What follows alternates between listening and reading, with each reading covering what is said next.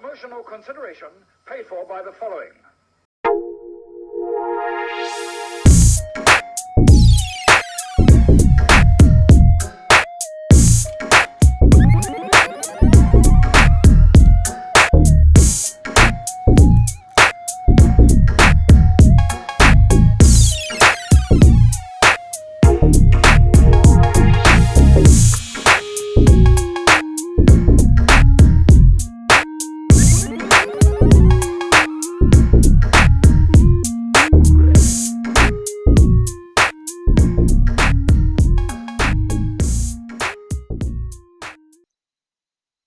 Hello and welcome once again to another quick shot review. We're following on from Saw X with another film in the horror genre, another remake, another sequel, whatever you want to call it. This, however, is actually a sequel, a direct sequel to the original. Now, I think that's criminal. Not because of Exorcist 2, The Heretic, but Exorcist 3 is actually a really good film. And dispelling that film is sacrilege. So David Gordon Green, tut, tut, tut. As I've already mentioned, David Gordon Green does direct this film, and he doesn't recapture what made his first Halloween film so good. That was a direct sequel to the original, which is absolutely fine. But they kept the lore, they kept the character really, really well.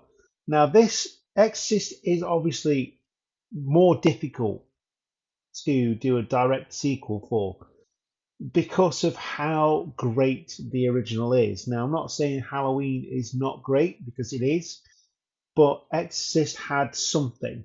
And once the demon was gone, why is it coming back? Obviously, there is arguments there that, it could come back, but sadly, it's not captured in this film. I'll go into details as to why a little later on in this quick shot review. It is a goal of mine to give you my thoughts on films I go and see without giving spoilers, but doing it in a sort of quick way, and hence the quick shot name.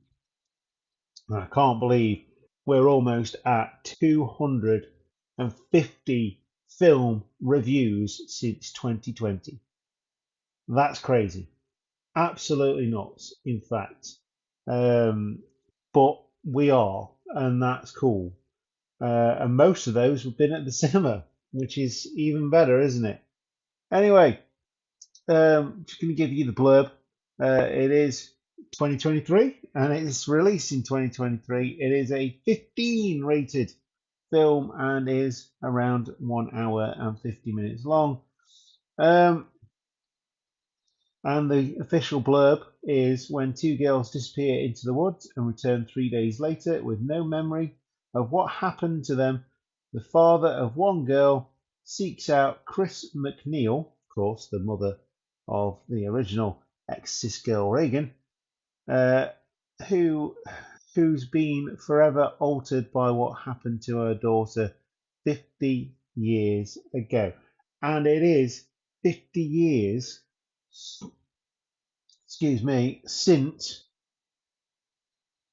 the original Exorcist was released. So, as I mentioned, David Gordon Green does direct. He was famous for reiterating reimagining, recapturing the magic of Halloween with Halloween. Unfortunately, Halloween Kills and Halloween Ends is not as good as that first one, but that is how you have to take it. Anyway, the screenplay is by Peter Settler and David Gordon Green, and of course David Gordon Green directs, which I've already mentioned. So,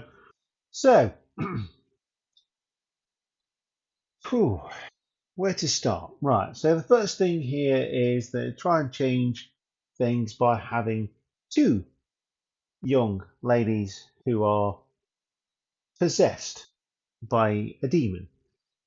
I did really like the idea that these two young ladies disappeared and trod the path of Christ, the path of the righteous man, righteous person, whatever, um, in the fact that they explained it as when Jesus died on the cross, he trod through hell to assert his dominance over the kingdom of hell. And the two girls come back with burns on their feet. They disappeared for 3 days. They did appear in a random barn, which was never really explored as to why they were in that particular barn. Um, that was never touched upon again, which I thought was quite weird. Even if the farmer turned up to the hospital to see if they were okay, you know what I mean? It's like it just seems really weird that that wasn't explored. Um, a good thing about this film is the makeup. The makeup is absolutely phenomenal, and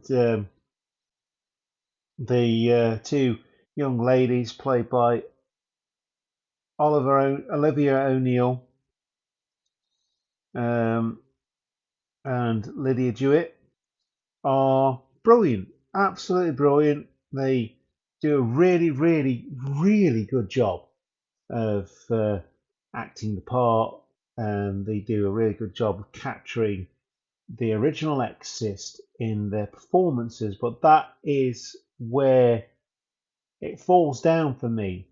It tries to be too much like The Exorcist, and it's difficult to know where this will go because uh, David Gordon Green, has already got two more films in this trilogy of films to direct, and with the next one coming out in 2026, I believe, and yeah, it's hard to know where this one will go because much like this one couldn't really directly follow the original, and it follows the same path. It's basically the same film, only worse. How are they going to do another two of these without retreading the same ground? And it just makes me wonder. You know, obviously they paid a lot to get the rights to this, and they're just sort of churning out the films, but it's a damn shame because it's ruining the legacy of the original. The original is phenomenal. And I didn't want to go into this one comparing it to the original, but it being a direct sequel, it has to be. There's so much in here to like, but there's even more to dislike. There's also, we only get one sort of fleshed out parent, really, in the shape of uh, Leslie Odom Jr. playing Victor. Um, and the opposite to that is Norbert Leo Butz as Tony, who is the father of uh, Miranda. And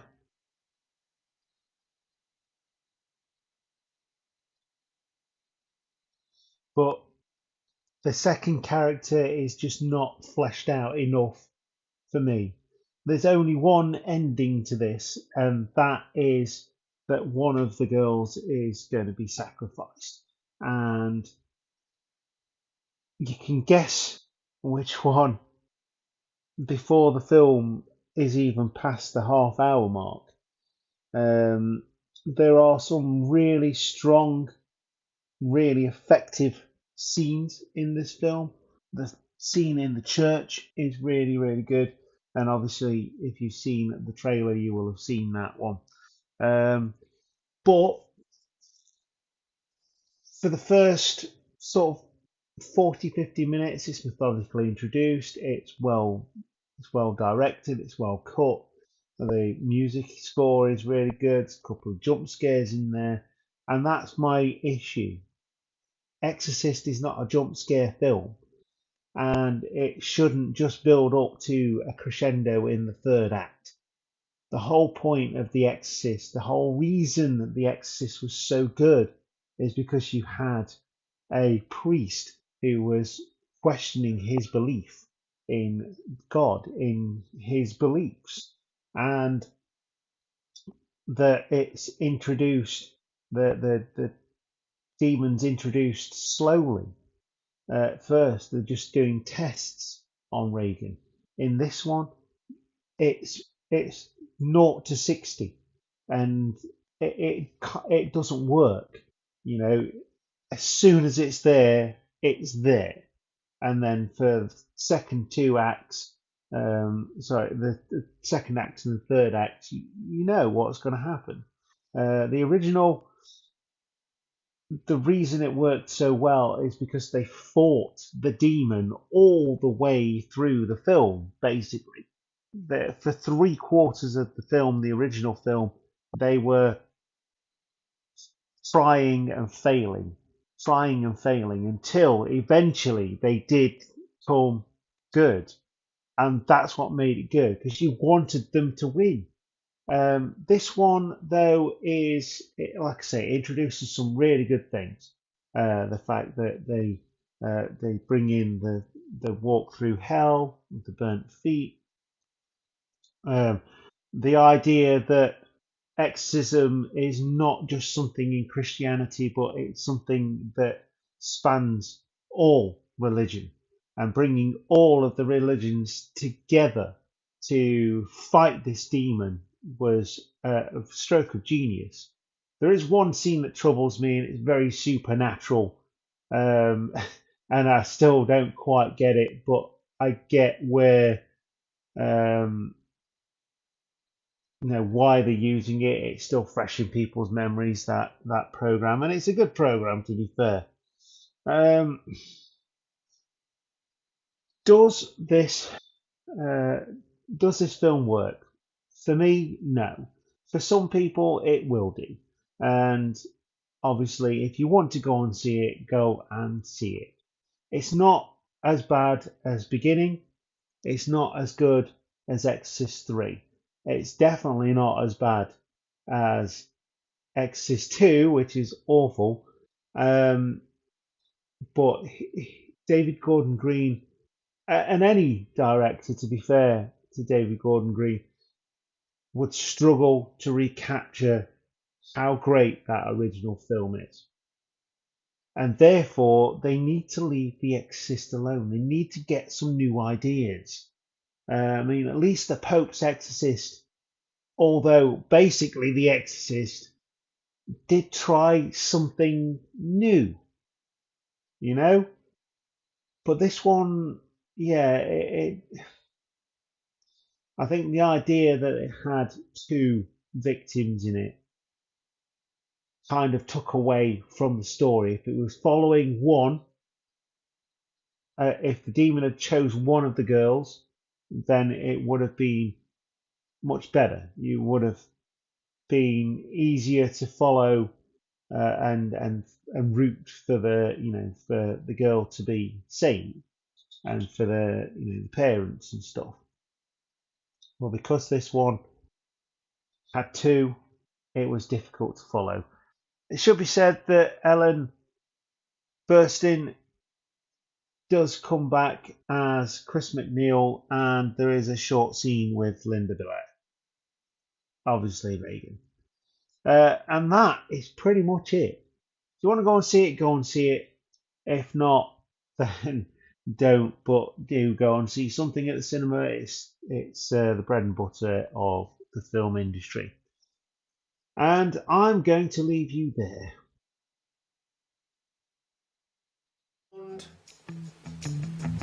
And I'll see you next time, Cheap Shot Nation. Thank you very much for watching, and goodbye.